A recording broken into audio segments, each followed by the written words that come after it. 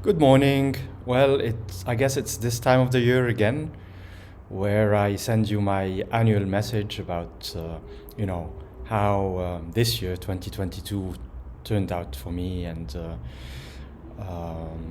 wish you, and take the opportunity to wish you guys a Merry Christmas and a Happy New Year.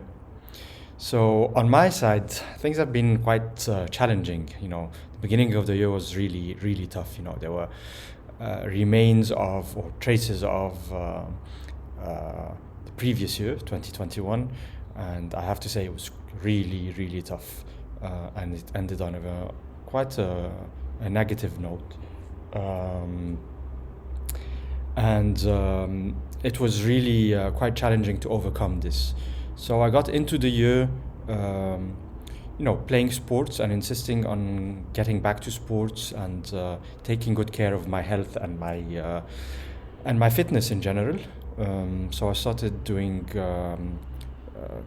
CrossFit workouts starting September of 2021, and I was really enjoying it. So I got into the year really excited, really enjoying it, and I was very committed to it. So I don't think I missed a single training in almost a year. So that was really nice. I know I never, got so committed to anything for so long. And then bit by bit, I started introducing running, which I had stopped for almost 2 years. The maximum I would do is like uh, 5 kilometers a month or something, which is absolutely nothing. I used to do 120 maybe a month, and it was quite disappointing to be honest at the beginning. But then bit by bit, I started improving, and then I participated in a 10K race, and then I did my first half marathon last October, um, and it was the first one in 4.5 years. So I couldn't even believe it. 4.5 years of really not running half marathon races. The race went, relatively okay. I got cramped in both calves halfway through, a bit past halfway. So I managed to push through it for maybe 4 or 5 more kilometers, and then after that it got so painful. I really had to, walk and run, more walk than run. But thinking of it, I did it. And when I looked at the time I did it, given that I walked almost 9 kilometers, it wasn't bad at all. If I had run those kilometers, I would have most probably done the best time ever. Now I know what the problem is. I'm going to work on it. I'm going to improve it, and so on. Apart from the athletic part and the workouts and all of that, um, well, we were hit by the sad news of the death of my mother. So, totally unexpected, totally, strange circumstances. Just one day, my dad calls me and he says, "Where are you? Your mom fell." So I was on my way home anyway. So I go back and I find an ambulance, and then I see my mom lying on the floor in the basement, and she looked in a very, very pathetic. She looked really pathetic, and it was really tough to see her in such a way. And I saw her, and I thought, that doesn't look good at all. Um, and we got her to the hospital, and she had to have an operation. It looks like she had a clot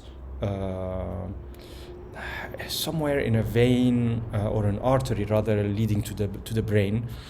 And she got into ICU for 12 days, and on the 11th day we were told she's improving significantly. Her level of awareness is very high. She can converse, and she can, behave very normally. And be prepared, we're going to get her out of the ICU by tomorrow. All of a sudden,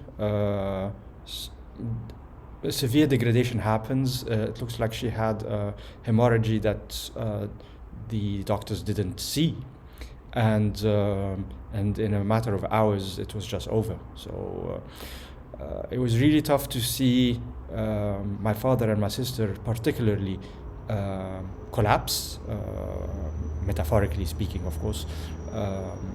So I do understand my dad's situation, because 48 years of marriage is not little.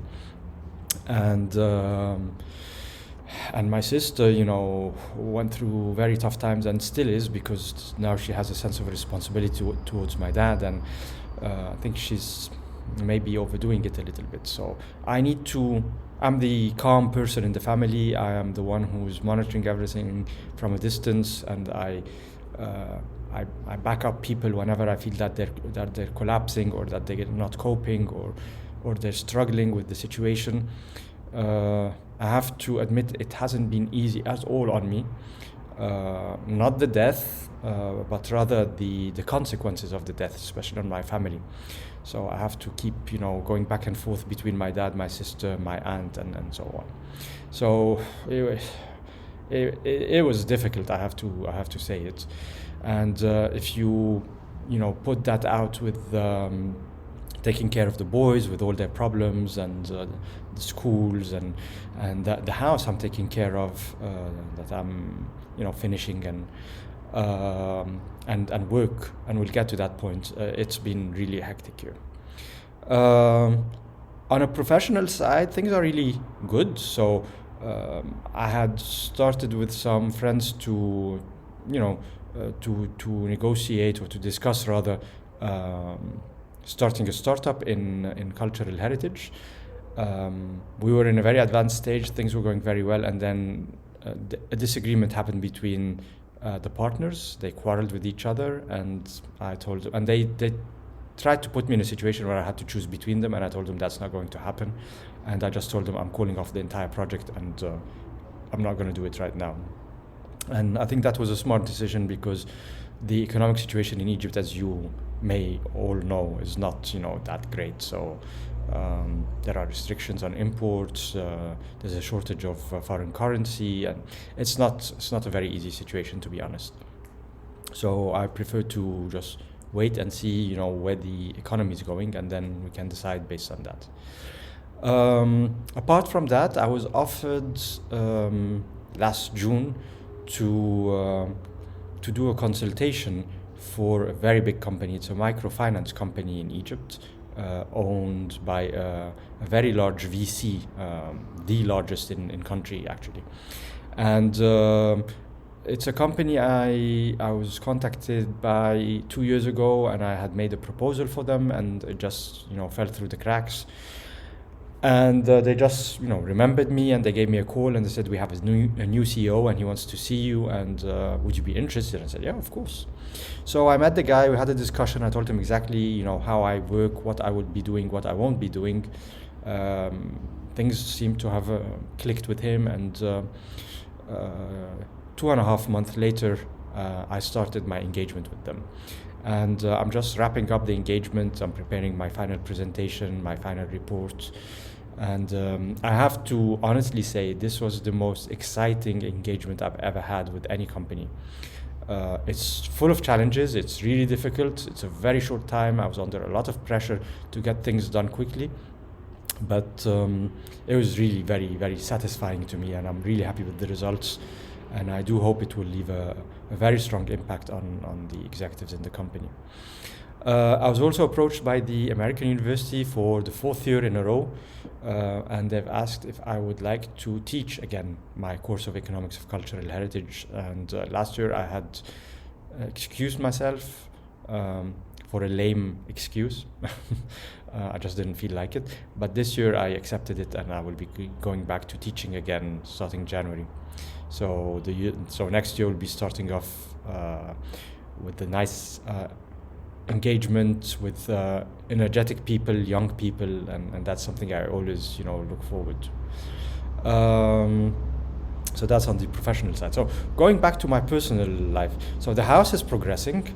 It looks like 1 month from now we will have a house that has doors, windows, floors, and functional bathrooms and kitchens. So we're on track.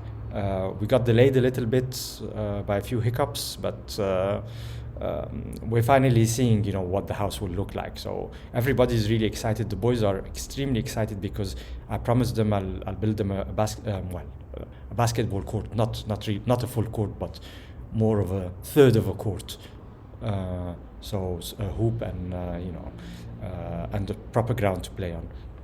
And I've promised them a setup that would be convenient for them and to have their friends over, even if they want to stay for the night. We have enough space for everybody, and I extend that invitation to all of you. You know, you're very dear friends, and and I mean, this house is open for people who really matter and who mean a lot to me. And just to mention, since I'm talking about the house, the whole idea behind the house is it is built in a way that I commemorate the friendship, the valuable friendship I have with people who are really dear to me. And I'm making sure that there are architectural elements in the house that remind me of particular people. So the kitchen floor tiles remind me of a person. The design of the kitchen reminds me of another couple.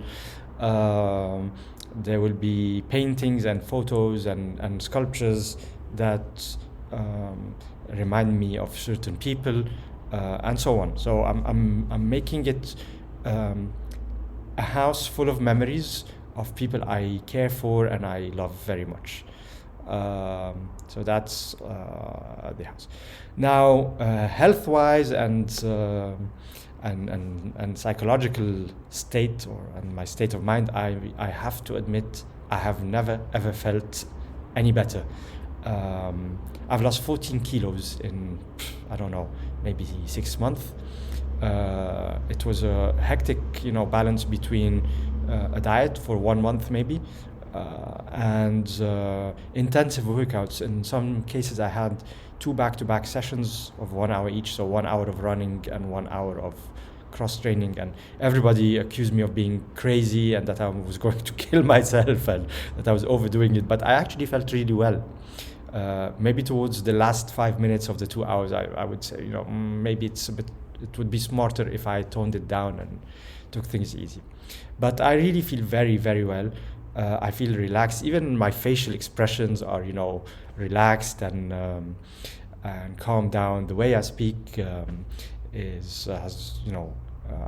I speak maybe a little bit slower, not slow, but a little bit slower and calmer. And the way I've noticed this really, and it's quite obvious, that the way I talk to people is much calmer, much nicer. I'm more patient. I'm more.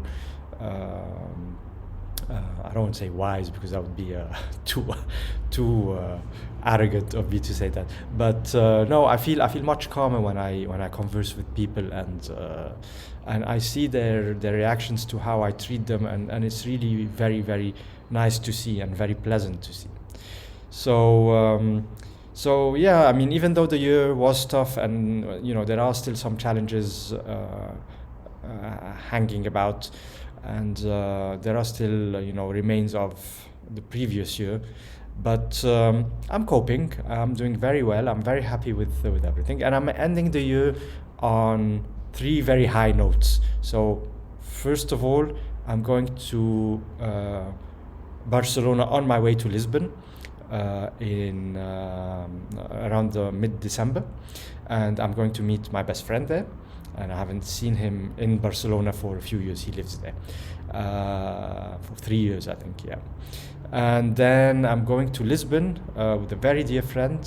I'm staying at a very dear friend's place, and we are going to run a 10K race at night in Lisbon in December. I don't know how cold that will be, but should be exciting enough. And then on the 30th of December, I'm taking Ismail, my eldest son, to London. So he's been asking for it for years, and I think it's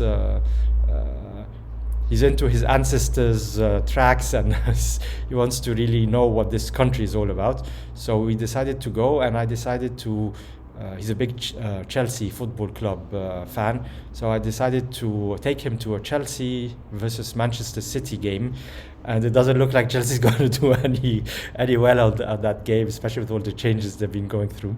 But it's going to be exciting. It's going to be fun. It's going to be a very tough game, and it's going to be extremely exciting. So I mean, the purpose is not really to tell you all about what I've been going through, but it's good to give you an update, especially that we don't touch base very frequently.